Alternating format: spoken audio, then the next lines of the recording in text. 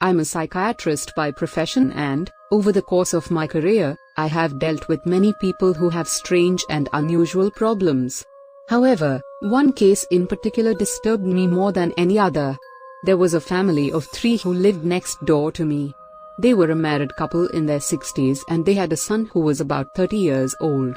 The son was what we call in Japan a Hikikomori.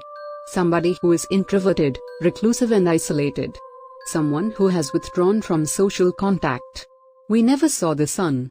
People who are Hikikomori usually lock themselves away in their rooms and avoid others. I didn't hear about his condition directly from his parents. I assumed they didn't want to discuss it. In Japan, people are very concerned about appearances and having a son who is Hikikomori is an embarrassment. As the days passed, their son went out less and less. Eventually, he never came out of the house at all.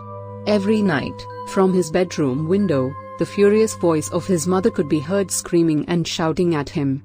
Whenever I met the poor woman, she smiled and said hello, but the strain was showing in her face. She became pale and haggard. It had been almost 6 years since anyone had seen the son. One day, the father knocked on my door and asked me to come to his house. He knew I was a psychiatrist and since we were neighbors, I decided to do what I could to help the family.